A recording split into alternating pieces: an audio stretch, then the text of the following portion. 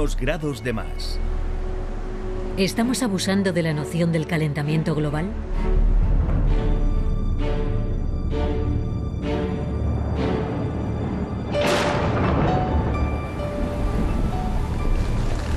¿Ocurrirá como en el cuento de Pedro y el Lobo, y al final el ser humano dejará de compadecerse del planeta? Hay quien piensa que el apocalipsis se acerca. Otros opinan que el calentamiento global es una invención científica. ¿A quién creer? Los expertos no tienen ninguna duda sobre el calentamiento del planeta provocado por el ser humano. Lo que usted haga va a tener un impacto sobre mí. Me da igual que viva en Pekín, en Malasia o en Australia. Existe una relación muy clara entre las emisiones de dióxido de carbono y el calentamiento global. Cuanto más se emite, más sube la temperatura. Existe una correlación lineal. El cambio climático constituye una de las mayores amenazas para la existencia de la humanidad. Si el hombre comprendiese que está contribuyendo a su inminente extinción, caería fulminado ante la magnitud de la destrucción que está imponiendo a su hábitat.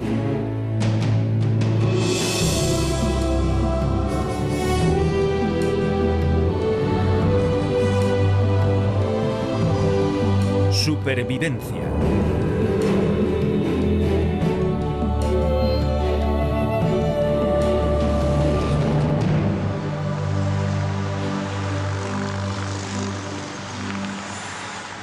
El ser humano y sus emisiones nocivas han provocado el aumento de la temperatura de los océanos en 0,8 grados. No llega a 1 grado, pero es suficiente para causar cambios radicales en todo el planeta. Dichos cambios no pueden verse fácilmente, pero sí medirse. Los ecosistemas han sido alterados. El nivel de agua de los océanos no cesa de subir, imperceptiblemente, pero inexorablemente. No podemos prever todos los efectos del cambio climático, pero según los datos geológicos, un cambio climático brusco podría ser catastrófico. De 1979 a 2009, los modelos confeccionados a partir de imágenes tomadas por satélite muestran la superficie de hielo que recubre el océano Ártico. En apenas 30 años, la superficie de hielo que cubría el 80% del océano Ártico ha pasado a cubrir solo el 5%. Tiene menos de 5 metros de espesor y es el refugio de los osos polares. Pero está desapareciendo visiblemente. El modelo revela claramente el calentamiento global en plena acción. Desconocemos la amplitud del cambio climático. Es imposible realizar precisiones detalladas del cambio climático porque no conocemos todas las variables y no sabemos de forma precisa cómo va a reaccionar la Tierra al calentamiento global. El CO2, como comúnmente se denomina el dióxido de carbono, no es peligroso en sí. Sin su aporte a nuestro planeta no podríamos sobrevivir.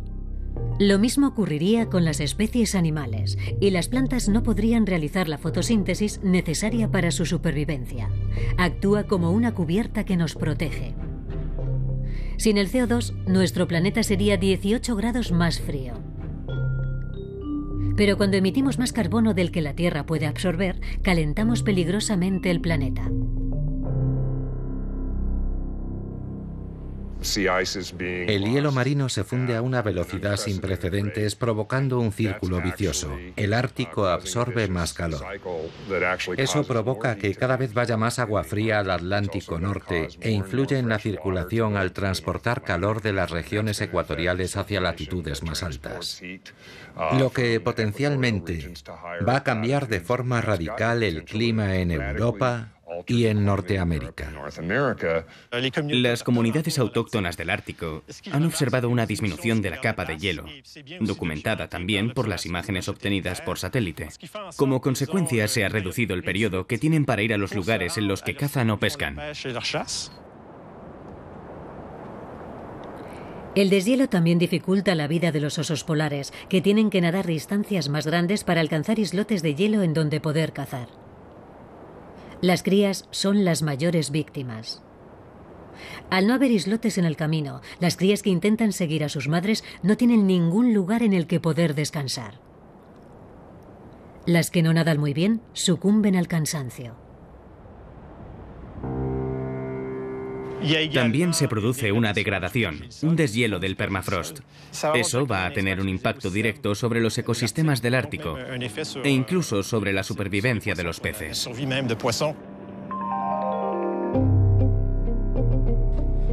El permafrost, que como su nombre indica está helado permanentemente, se deshiela deprisa, dejando escapar bocanadas de dióxido de carbono que contienen grandes cantidades de los desechos orgánicos que se conservan bajo el hielo.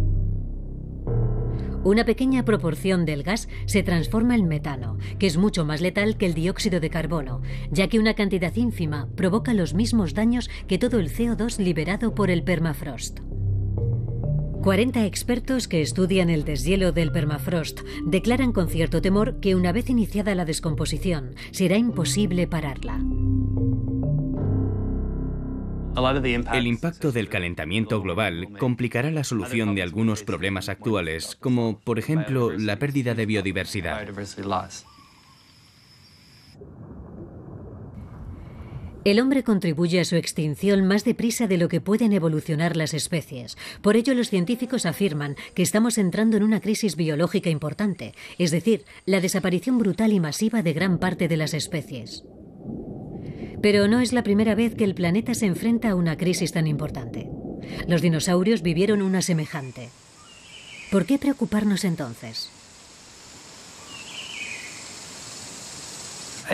Yo diría que es nuevo en la historia de la humanidad, y si no dejamos de emitir dióxido de carbono, el cambio climático será tan severo que constituirá una amenaza para la especie humana.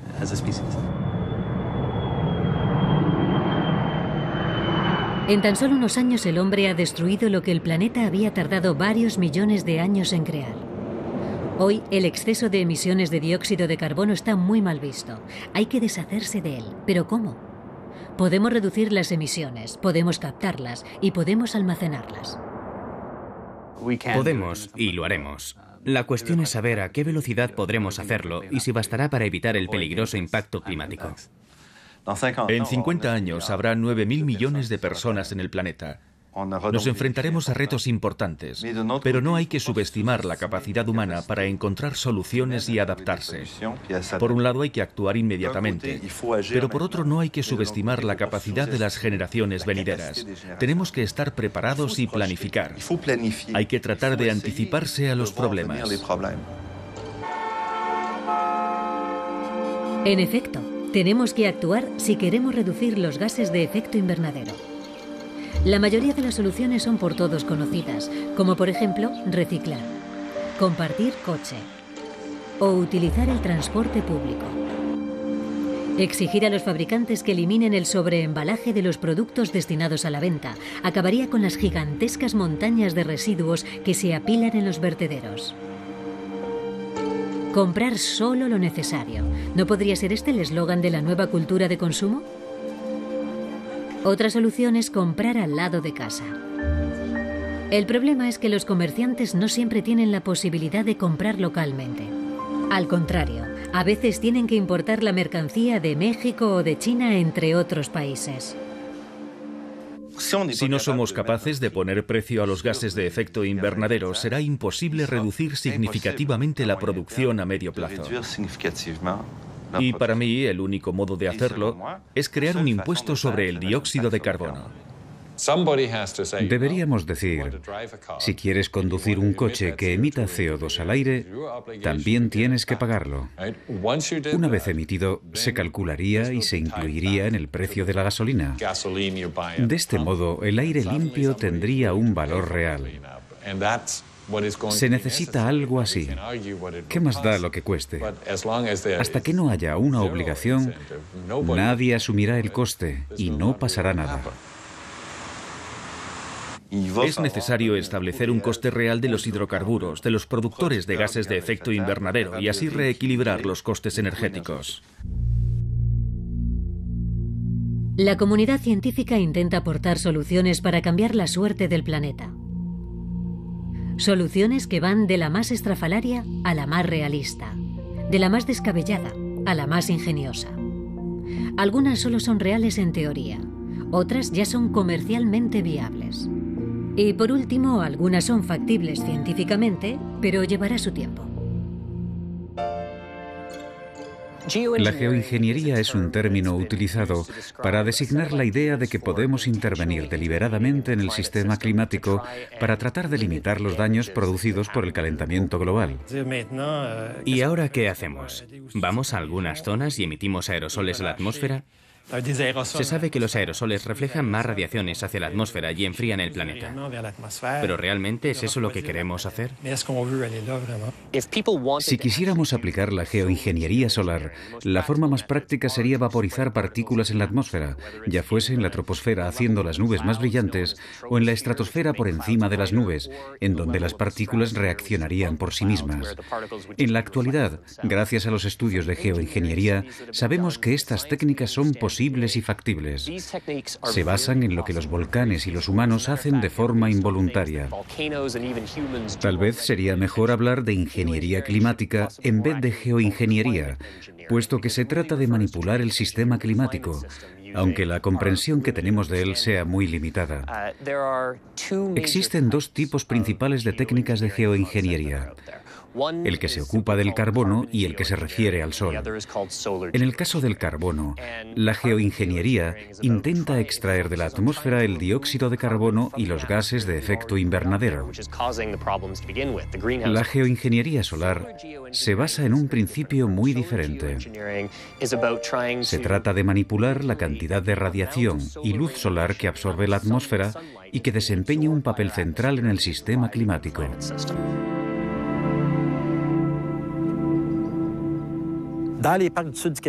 Se estima que desde hace 125 años en los parques del sur de Quebec, entre 2 y 3 millones de toneladas de CO2 han sido capturadas por los residuos mineros.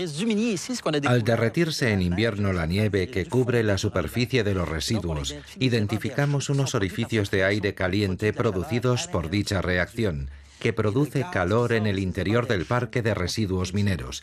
Y descubrimos que el gas que salía por dichos orificios de aire caliente no contenía CO2. Estimamos que de forma natural se capturan alrededor de 600 toneladas de CO2 al año.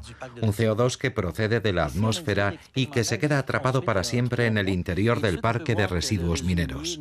Hace 3 meses construimos un campo experimental y enseguida pudimos ver que el residuo minero casi no está cimentado. Los granos no se han unido unos a otros. Sin embargo, si tomamos un fragmento de residuo, podemos ver que se han empezado a formar unas vetas blancas. Son carbonatos producidos por la carbonatación mineral, pero todavía no son lo suficientemente abundantes como para que los granos cohesionen por la precipitación del carbonato.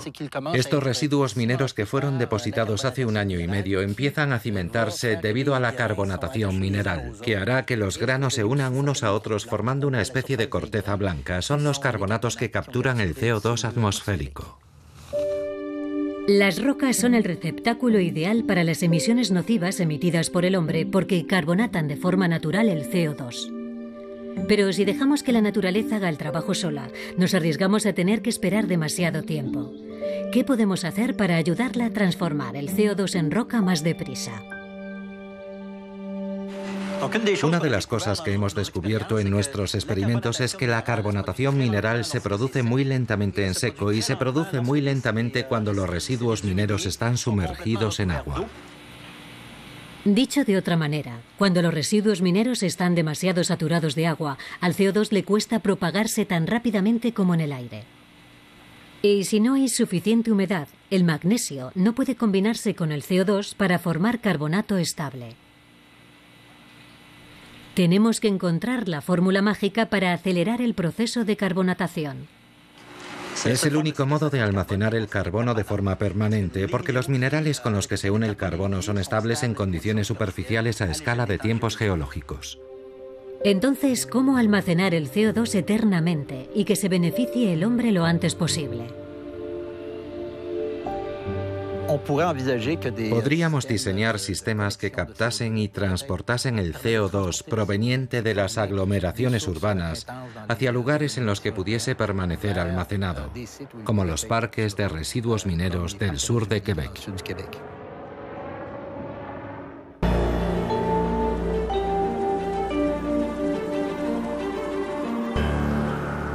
¿El eslabón perdido? Capturar el CO2, algo que los árboles hacen maravillosamente. En Nueva York, 2 científicos han decidido imitarlos. El agua debería subir inmediatamente. Sigue sin pasar nada, Allen. Tiene que funcionar. Tiene que hacerlo, ¿eh? Tiene que hacerlo.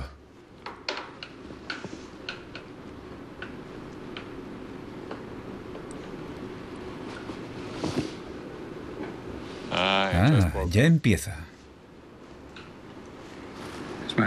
Me pregunto si funciona el ventilador o no. Ahora el CO2 sube como una flecha. Así que no estaba vacío. Yo trabajaba en el Centro de Biosfera 2 en Tucson, Arizona. Allí conocí al profesor Lackner. Cuando la Universidad de Columbia se retiró del proyecto Biosfera, Klaus sugirió que colaborásemos en el estudio del lado práctico de la captación de carbono en Tucson. Le dije, algún día nosotros captaremos el CO2 del aire, y al final nos pusimos manos a la obra. Trabajamos muy bien juntos. Tenemos muchas ideas y Allen puede construir lo que sea. Cuando le digo, ¿y si lo hiciésemos de esta forma? Me contesta que así no funcionará. Pero al cabo de unos días viene con la solución. Formamos un equipo excelente y trabajamos muy bien juntos. Juntos han construido árboles artificiales que en realidad son máquinas de almacenar dióxido de carbono. Es una de las pocas técnicas capaces de capturar CO2 del aire ambiente.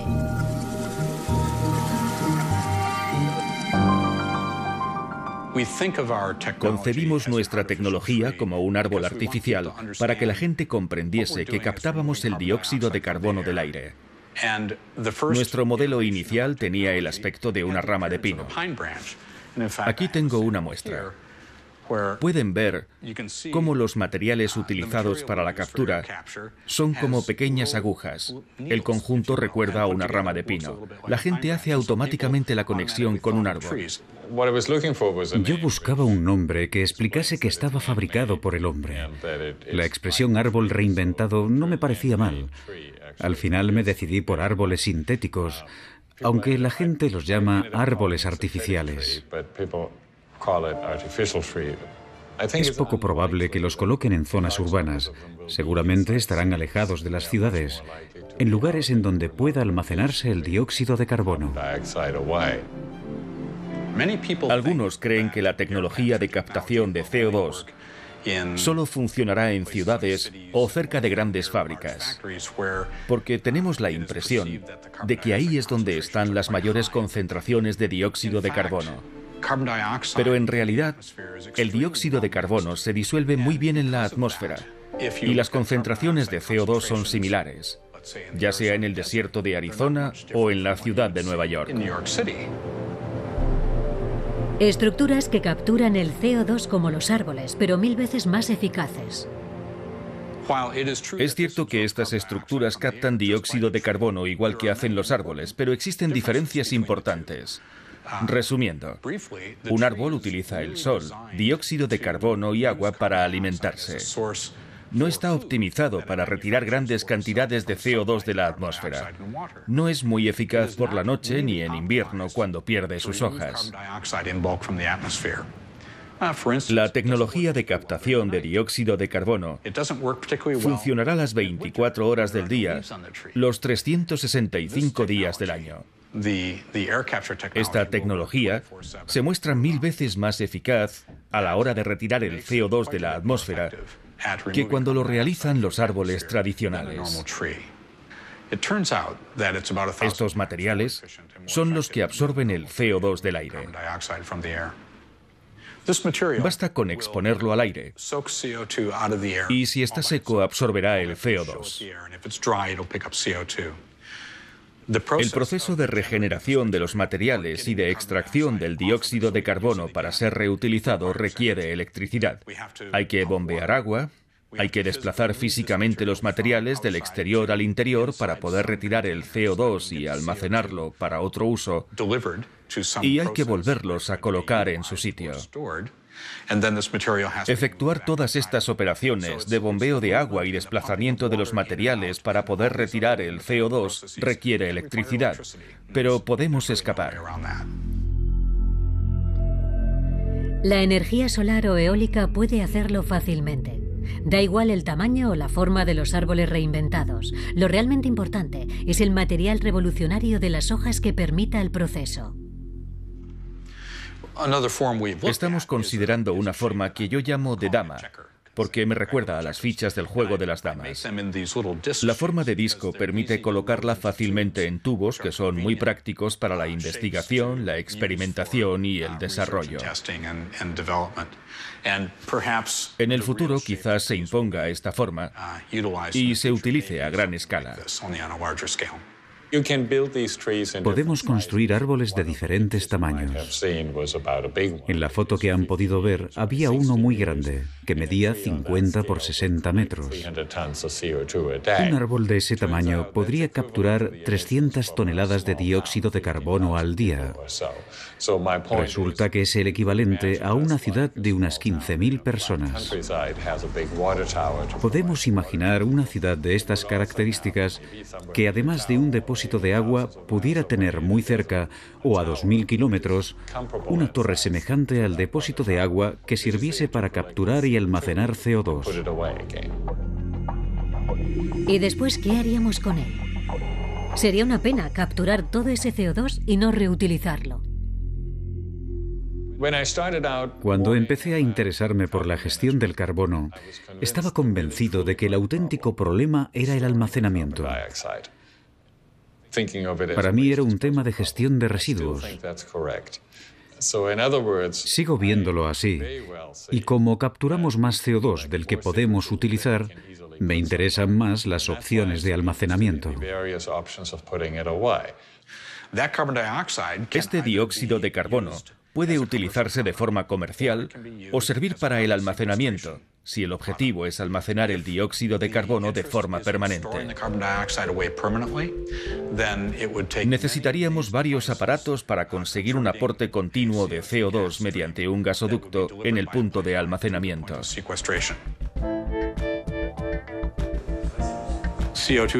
El CO2 tiene otros usos comerciales. Puede utilizarse en un invernadero como agente fertilizante para la agricultura. Puede utilizarse para la conservación del pescado. Puede utilizarse como disolvente líquido para la limpieza en seco. La limpieza en seco puede hacerse con CO2 líquido. De modo que el CO2 tiene diversos usos comerciales. Resulta interesante porque estos usos podrían ayudar a crear empresas lucrativas. ¿Lucrativas? Los beneficios solo serán importantes si el mercado del carbono levanta el vuelo. Y el mercado es complejo. ¿A quién venderlo? ¿Cómo? ¿En forma de impuesto o de crédito? ¿Cómo se calcula? ¿A peso o por penalización? No es nada fácil. La captura de CO2 es el último recurso y lo utilizaremos cuando no haya otra opción. Una de sus funciones será determinar el coste real de las emisiones de CO2. El coste por retirar el CO2 emitido al aire por accidente o no será precisamente determinado por el coste de la captura. Si al principio es muy caro, ¿qué le vamos a hacer? Es el precio que hay que pagar por emitirlo. Y así podremos saber el coste que ocasionan las emisiones. En mi opinión, para resolver el problema hay que pensar, si sacamos 1 tonelada de carbono del suelo, tenemos que ser responsables de volver a meter otra tonelada. Puede ser la misma o no, su valor será el mismo, y podremos hacerlo en cualquier sitio. De pronto nos encontramos con un sistema de intercambio. Para deshacernos de él hasta el final de los tiempos, tenemos que volver a fijarnos en las piedras. Si buscamos piedra mineral para desterrar el CO2 y crear carbonatos, el mayor yacimiento del mundo es de lejos Omán, en donde podríamos contener todo el CO2 que pudiésemos conseguir. Miles y miles de millones de toneladas de CO2 tragadas por las piedras de Omán, al sur de la península de Arabia. Una proeza difícil de imaginar. Imagínense que tenemos un terreno e instalamos una red de módulos de captura. Sería algo así. Los módulos están repartidos por el terreno, separados con el fin de evitar cualquier interferencia entre ellos. Hay muchos módulos. Están todos conectados a unos conductos que descienden hasta llegar a un gasoducto.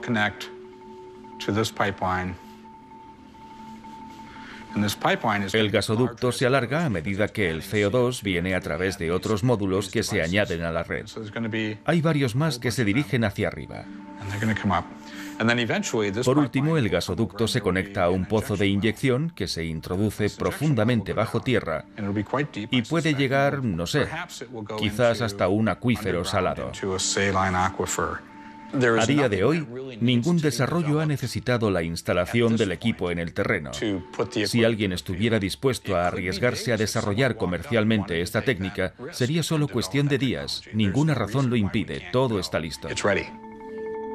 La implantación de los árboles reinventados de Klaus Lackner y Alan Wright podría hacerse desde mañana mismo si se quisiera, o si un líder mundial fuese tan visionario como para enfrentarse al calentamiento global de una vez por todas.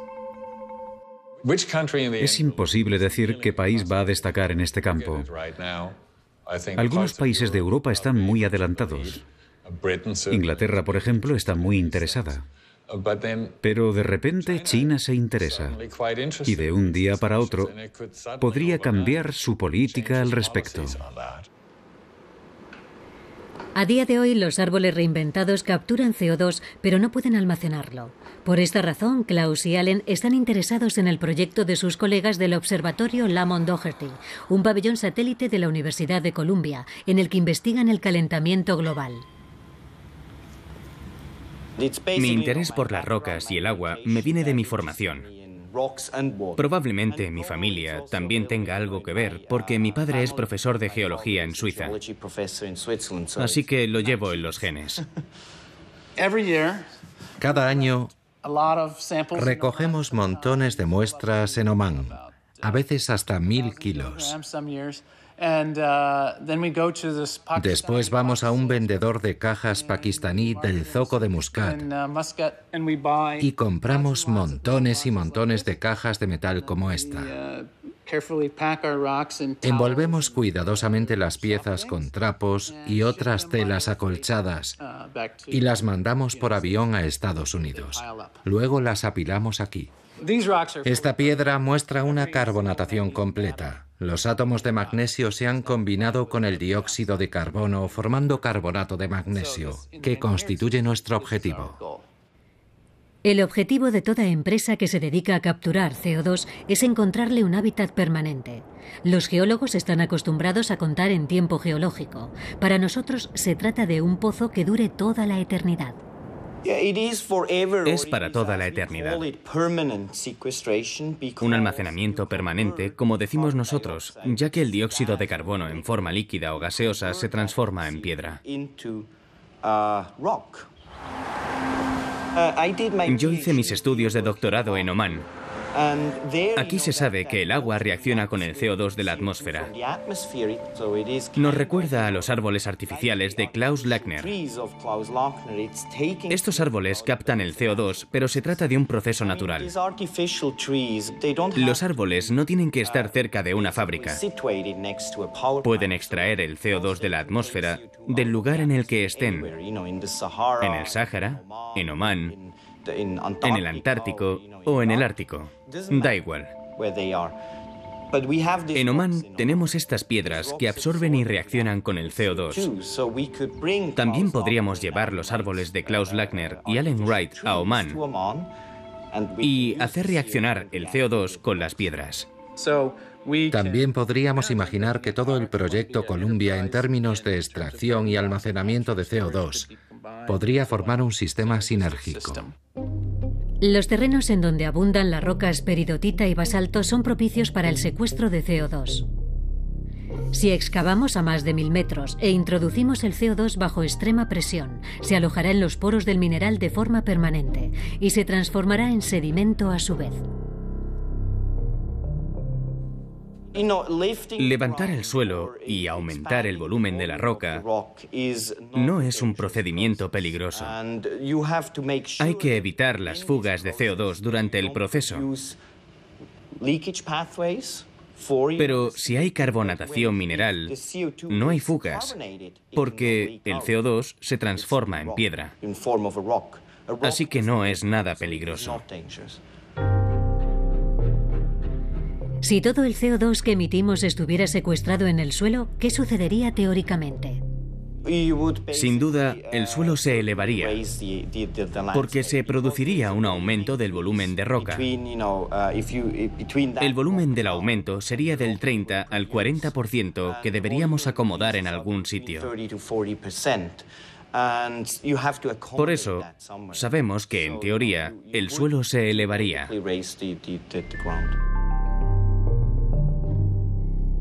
En superficies de menos de 800 metros, para evitar fugas de CO2, es necesario inyectarlo bajo alta presión con agua que se transformará en agua seltzer. El CO2 se deslizará ocupando todas las cavidades que encuentre a su paso y quedará definitivamente almacenado. Pero existe el peligro de alterar el equilibrio del agua de las capas freáticas, contaminándola con los metales que se encuentran allí de forma natural. Si inyectamos CO2 en estos depósitos, se disuelve en el agua y produce principalmente agua seltzer, que también puede disolver algunos metales que se encuentran en la roca, como cadmio, zinc, hierro, manganeso y arsénico. Pero la concentración es muy baja. Hay que asegurarse de elegir el depósito mineral adecuado. Está claro que hay que cambiar algunos detalles. En toda solución existen impactos medioambientales que implican 1.000 millones de toneladas de fluido. Solo hay que acostumbrarse a encontrar el equilibrio y de este modo buscar la solución que, causando el menor impacto posible, proporcione el mayor beneficio. En Omán, los desafíos son otros. El CO2 se carbonata en la superficie de unas piscinas que adquieren un color turquesa por el proceso de alcalinización de las peridotitas.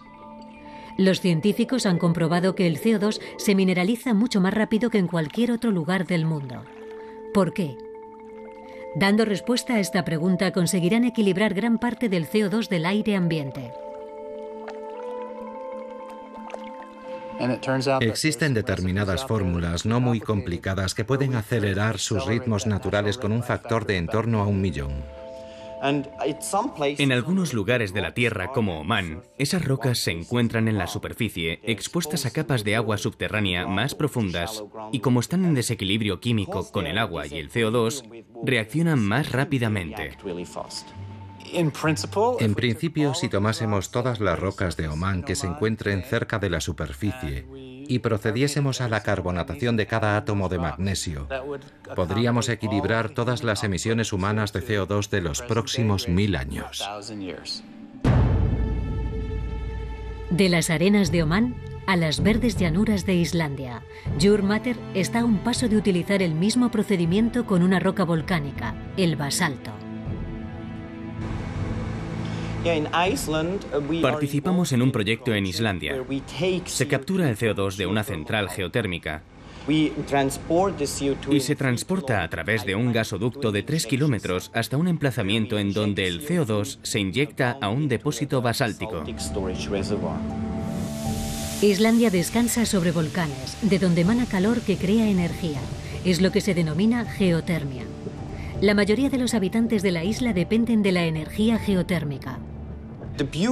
El proyecto de Islandia es muy atractivo porque es muy vanguardista, ya que combina todos los elementos de captura y almacenamiento de carbono. Tenemos una central que emite CO2, lo capturamos, lo comprimimos y a continuación lo llevamos a través de un gasoducto y lo almacenamos en la superficie terrestre.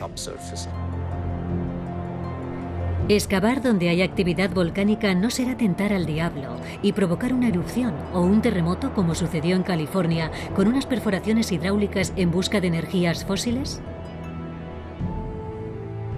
Islandia descansa sobre la dorsal media del Atlántico y, como todos sabemos, tiene mucha actividad sísmica y volcánica. Europa Occidental quiere dotarse de energía geotérmica, pero a diferencia de Islandia, solo tiene acceso a rocas calientes y secas. Perforan hasta muy profundo, 5 kilómetros bajo la superficie.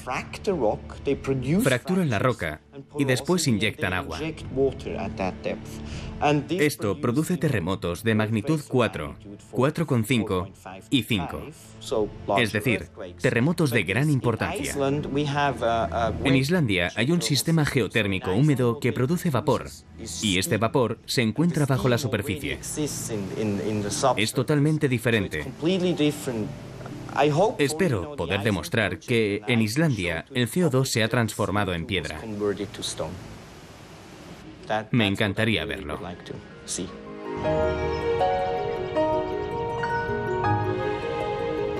Con el aumento de la temperatura en las ciudades, el nivel de ozono alcanza cotas inaceptables para la salud.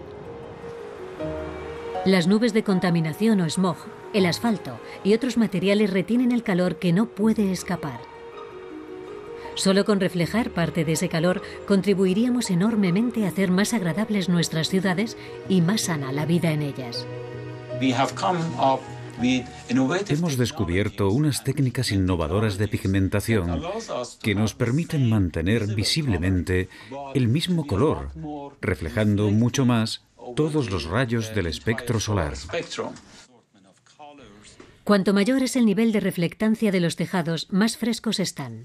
Los tejados frescos se denominan tejados reflectantes. Pueden reflejar hasta el 80% de los rayos del sol, mientras que los existentes hasta ahora solo reflejan entre el 10 y el 15% de dichos rayos. Con el asesoramiento de los científicos, los industriales han fabricado tejados de todos los colores, incluso negros, que alcanzan unos niveles de reflectancia del 40%. Una mejora evidente si lo comparamos con el 5% de los tejados actuales. Es Geoingeniería 101, tejados frescos y calzadas frescas. La gran diferencia entre la tecnología de las ciudades frescas y las otras tecnologías es que esta la llevamos utilizando desde hace miles de años. Deja el dinero en nuestros bolsillos, salva el planeta y al mismo tiempo refresca los islotes urbanos. Otra forma de reducir el calor de los islotes urbanos es construir jardines en los tejados o plantar en ellos materia vegetal. El tejado verde permite reducir el consumo de energía de los hogares.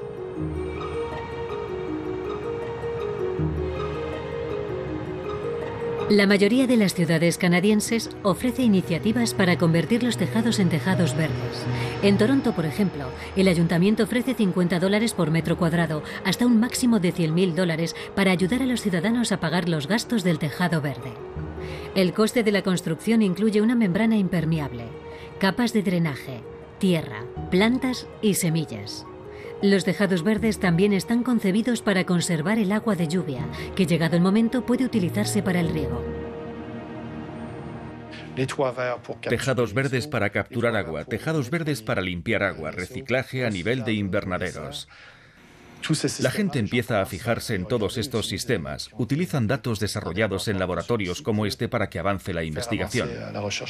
Si miramos una ciudad desde arriba, es increíble todo el espacio, toda la superficie que no se utiliza. Si utilizásemos solo entre el 10 y el 15% de los tejados de una ciudad para plantar hortalizas, cambiarían por completo los datos de la alimentación de la ciudad.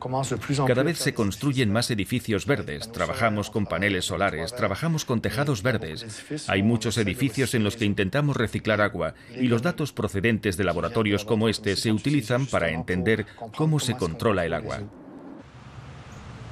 La casa tiene diferentes elementos para aislarla y reducir el consumo de energía derivado de la calefacción o del aire acondicionado lo máximo posible. Uno de esos elementos es el tejado verde, que a imagen de las paredes verdes, que también se pueden tener en casa, tiene un espesor de tierra que permite aislar la casa, aislar el techo contra el frío y el calor. Contra el calor, las plantas del tejado transpiran y reducen el calor de alrededor. También es muy práctico para absorber el agua de lluvia. La lluvia cae y discurre por toda la ciudad arrastrando el polvo, los aceites, todo lo que se encuentra a su paso. Luego lo lleva a los ríos cercanos y a los sistemas de depuración. Cuando llueve mucho en una ciudad, los sistemas de depuración se sobrecargan rápidamente. Si aumenta el número de tejados verdes, se reducirá la cantidad de agua que va a parar a los sistemas de depuración. Eso supondrá un ahorro para la ciudad y un ahorro para la persona que vive en la casa con tejado verde, ya que gozará del aislamiento del que hemos hablado antes. El tejado verde puede instalarse sobre prácticamente todo tipo de techado plano o con un leve ángulo. No es muy complejo, pero evidentemente lleva un peso asociado. Por eso es necesario que la estructura sea muy sólida. Suele construirse en viviendas nuevas, más que en edificios antiguos que no siempre presentan una estructura lo suficientemente sólida para albergarlos. Hay diferentes tipos de tejados verdes. Los hay intensivos, que son más espesos, permiten tener un jardín y caminar sobre él con una pequeña terraza. Y hay tejados verdes extensivos, que son un poco más pequeños. Este es el jardín estándar. Mide unos 20 centímetros de espesor de tierra. También hay plantas que aguantan muy bien la sequía. A nadie le apetece tener que estar regando siempre el tejado verde. También podemos poner plantas que se adapten al clima de nuestra ciudad. Después tenemos una barrera antirraíces que impide que las raíces nos deshagan el tejado. Nadie quiere que le destrocen el tejado. Desgraciadamente, de vez en cuando empieza a brotar algún árbol. Los árboles son así, diseminan sus semillas por todas partes. Pero hay árboles como el arce plateado que tienen unas raíces muy fuertes y arraigan enseguida. Hay que evitar ese problema. La forma de hacerlo es mediante la barrera antirraíces y subiendo de vez en cuando a arrancar lo que parezca un árbol que empieza a brotar. De modo que tenemos la tierra, la barrera antirraíces, una almohadilla de hidratación que es una especie de barrera en la que se queda el agua para que nuestras raíces tengan siempre algo de humedad. Luego está la capa de drenaje. Si hay un exceso de agua, la drena para poderla recuperar en nuestro barril de lluvia si lo tenemos y luego regar el jardín. Así que capa de drenaje y debajo está el tejado. Intentar tener verde a tu alrededor no tiene por qué ser más caro. Hay que ver las cosas de forma global. Si construyo un tejado verde en mi edificio es más caro. Pero desde el punto de vista de la sociedad es más barato. Porque al poner un tejado verde en mi edificio, la ciudad no tiene que construir tantos sistemas para evacuar el agua de lluvia. Y los climatizadores de los edificios de al lado tienen que funcionar menos.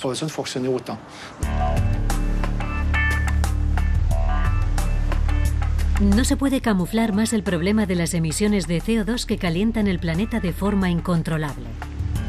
En Weyburn, un pueblecito de Saskatchewan, ha visto la luz un concepto revolucionario. Los científicos, pensando en una comercialización viable y consciente de los peligros desconocidos que un almacenamiento de CO2 bajo la tierra podría ocasionar, han ideado un sistema mejorado para extraer petróleo por inyección de CO2 bajo presión.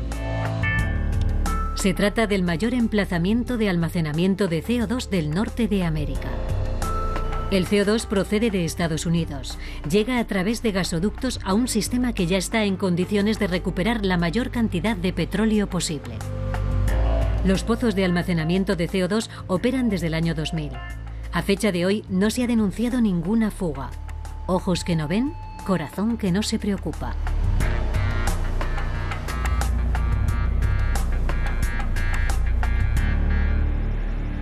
Existe una solución alternativa para producir combustible verde a partir de CO2.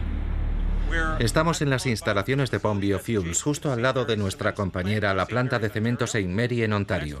Tenemos al lado 3.000 metros cuadrados de reactores activos que absorben el dióxido de carbono que emite la planta de cemento St. Mary y lo transforman en una biomasa de algas. Cuando nos reunimos con los compañeros de Pond Biofuels, nos enseñaron una tecnología innovadora que podría convertirse en una de las mejores medidas de control de gases de efecto invernadero económicamente rentable, gracias a la producción de biomasa y de biocombustible. Además, las algas absorben los componentes nocivos de las emisiones de humo como óxidos de nitrógeno, óxidos de azufre y materias orgánicas volátiles que no hayan sido quemadas en el horno. Pero para una mayor proliferación hay que añadir una concentración de CO2 relativamente grande. La industria del cemento tiene un historial negro en el capítulo del medio ambiente. Aunque sea una de las que más contamina, sigue siendo imprescindible para satisfacer las necesidades de nuestra civilización. Por primera vez, una industria contaminante se ha unido a una pequeña empresa para reciclar el CO2 en biocombustible.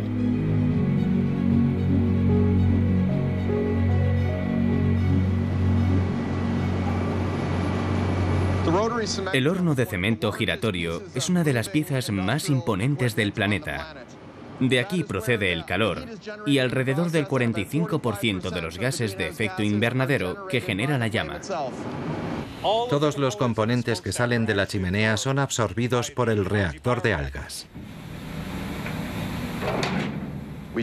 Por cada tonelada de cemento producido, se generan alrededor de 750 kilos de CO2.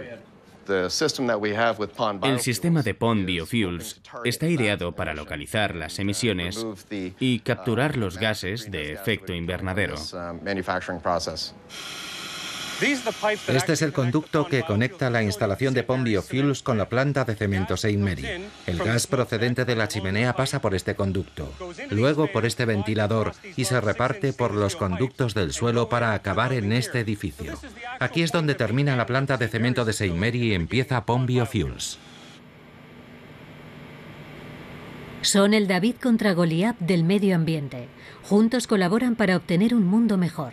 Uno consigue deshacerse de las emanaciones que emite y el otro aprovecha los residuos contaminantes para alimentar una alga biológica y crear un biocombustible limpio.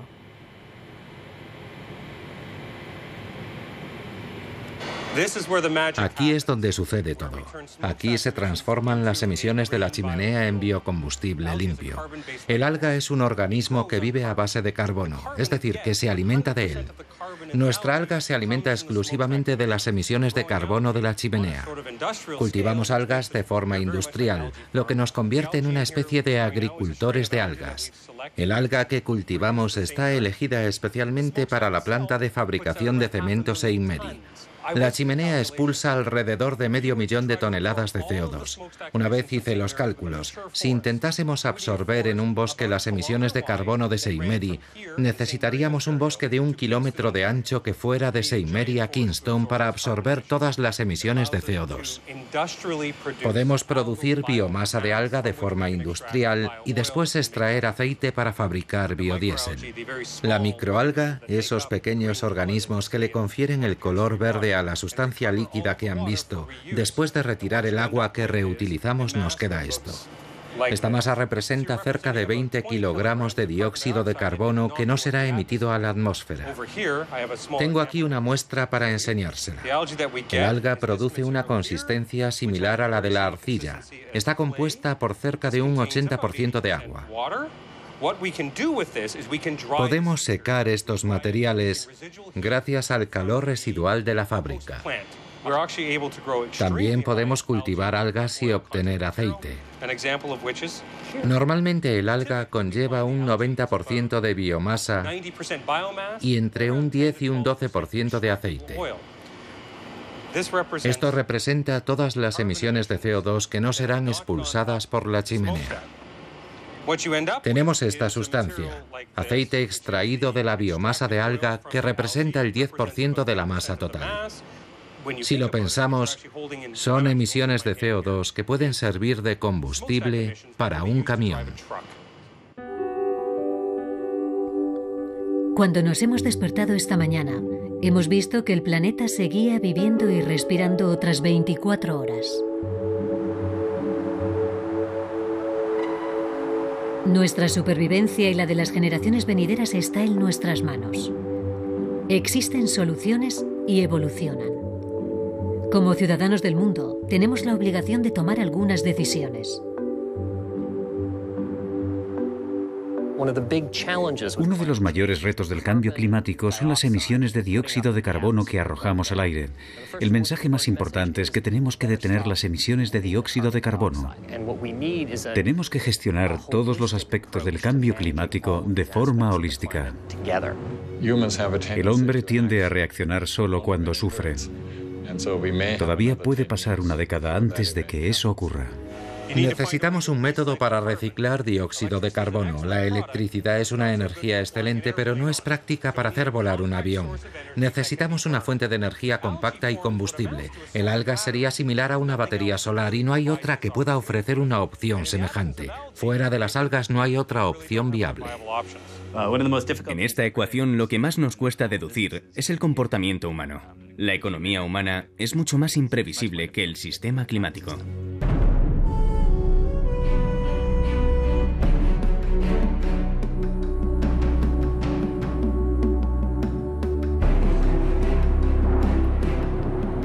En menos de 50 años, las concentraciones de CO2 medidas anualmente por el Observatorio de Mauna Loa en Hawái oscilan entre 300 y 400 partes por millón y la tendencia se acelera. Despertarse por la mañana sofocados, no poder vivir sin aire acondicionado, morir de calor. Quizás parezca un tanto exagerado, pero es lo que nos espera. Con más de 9.000 millones de humanos en el horizonte, es evidente que solo la reducción no bastará para solucionar el problema. Eliminar completamente las emisiones de CO2 del aire que respiramos. Esa es la clave para nuestra supervivencia.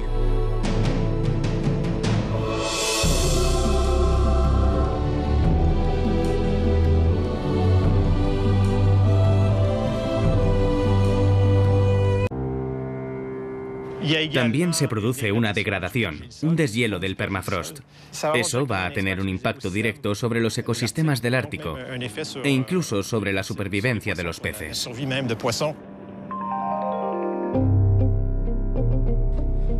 El permafrost, que como su nombre indica está helado permanentemente, se deshiela deprisa, dejando escapar bocanadas de dióxido de carbono que contienen grandes cantidades de los desechos orgánicos que se conservan bajo el hielo. Una pequeña proporción del gas se transforma en metano, que es mucho más letal que el dióxido de carbono, ya que una cantidad ínfima provoca los mismos daños que todo el CO2 liberado por el permafrost. 40 expertos que estudian el deshielo del permafrost declaran con cierto temor que una vez iniciada la descomposición, será imposible pararla. El impacto del calentamiento global complicará la solución de algunos problemas actuales, como, por ejemplo, la pérdida de biodiversidad. El hombre contribuye a su extinción más deprisa de lo que pueden evolucionar las especies. Por ello, los científicos afirman que estamos entrando en una crisis biológica importante, es decir, la desaparición brutal y masiva de gran parte de las especies. Pero no es la primera vez que el planeta se enfrenta a una crisis tan importante. Los dinosaurios vivieron una semejante. ¿Por qué preocuparnos entonces? Yo diría que es nuevo en la historia de la humanidad y si no dejamos de emitir dióxido de carbono, el cambio climático será tan severo que constituirá una amenaza para la especie humana.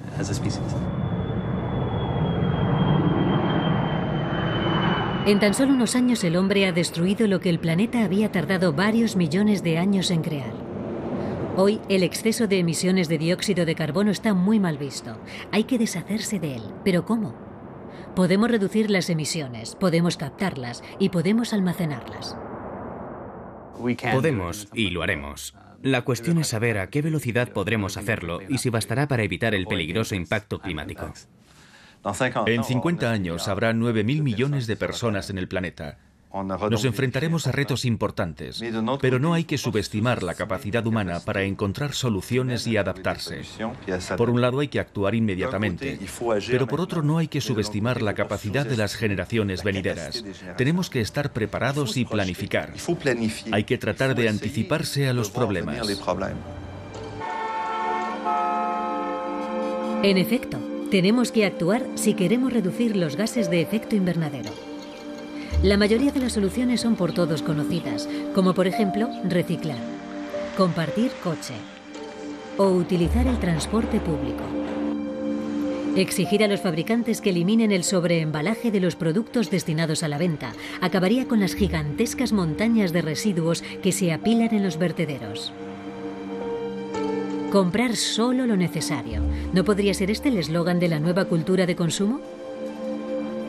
Otra solución es comprar al lado de casa. El problema es que los comerciantes no siempre tienen la posibilidad de comprar local. Denomina el dióxido de carbono. No es peligroso en sí. Sin su aporte a nuestro planeta no podríamos sobrevivir. Lo mismo ocurriría con las especies animales, y las plantas no podrían realizar la fotosíntesis necesaria para su supervivencia. Actúa como una cubierta que nos protege. Sin el CO2, nuestro planeta sería 18 grados más frío. Pero cuando emitimos más carbono del que la Tierra puede absorber, calentamos peligrosamente el planeta. El hielo marino se funde a una velocidad sin precedentes, provocando un círculo vicioso. El Ártico absorbe más calor. Eso provoca que cada vez vaya más agua fría al Atlántico Norte e influye en la circulación al transportar calor de las regiones ecuatoriales hacia latitudes más altas. Lo que potencialmente va a cambiar de forma radical el clima en Europa y en Norteamérica. Las comunidades autóctonas del Ártico han observado una disminución de la capa de hielo, documentada también por las imágenes obtenidas por satélite.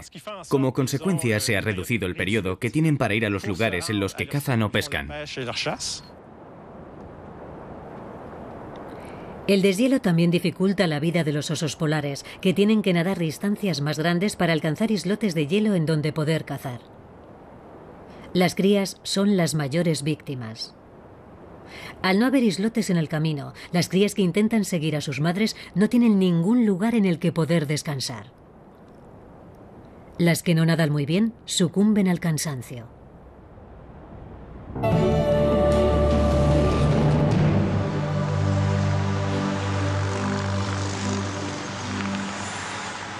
El ser humano y sus emisiones nocivas han provocado el aumento de la temperatura de los océanos en 0,8 grados. No llega a 1 grado, pero es suficiente para causar cambios radicales en todo el planeta. Dichos cambios no pueden verse fácilmente, pero sí medirse. Los ecosistemas han sido alterados. El nivel de agua de los océanos no cesa de subir, imperceptiblemente, pero inexorablemente. No podemos prever todos los efectos del cambio climático, pero según los datos geológicos, un cambio climático brusco podría ser catastrófico. De 1979 a 2009, los modelos confeccionados a partir de imágenes tomadas por satélite muestran la superficie de hielo que recubre el océano Ártico. En apenas 30 años, la superficie de hielo que cubría el 80% del océano Ártico ha pasado a cubrir solo el 5%. Tiene menos de 5 metros de espesor y es el refugio de los osos polares. Pero está desapareciendo visiblemente. El modelo revela claramente el calentamiento global en plena acción. Desconocemos la amplitud del cambio climático. Es imposible realizar precisiones detalladas del cambio climático porque no conocemos todas las variables y no sabemos de forma precisa cómo va a reaccionar la Tierra al calentamiento global. El CO2, como comúnmente se...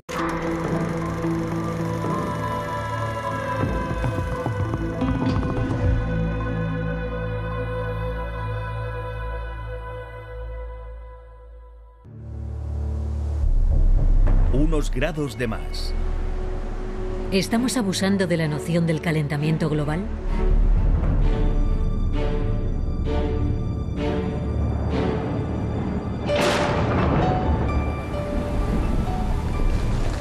¿Ocurrirá como en el cuento de Pedro y el Lobo, y al final el ser humano dejará de compadecerse del planeta? Hay quien piensa que el apocalipsis se acerca. Otros opinan que el calentamiento global es una invención científica. ¿A quién creer? Los expertos no tienen ninguna duda sobre el calentamiento del planeta provocado por el ser humano. Lo que usted haga va a tener un impacto sobre mí. Me da igual que viva en Pekín, en Malasia o en Australia. Existe una relación muy clara entre las emisiones de dióxido de carbono y el calentamiento global. Cuanto más se emite, más sube la temperatura. Existe una correlación lineal. El cambio climático constituye una de las mayores amenazas para la existencia de la humanidad. Si el hombre comprendiese que está contribuyendo a su inminente extinción, caería fulminado ante la magnitud de la destrucción que está imponiendo a su hábitat.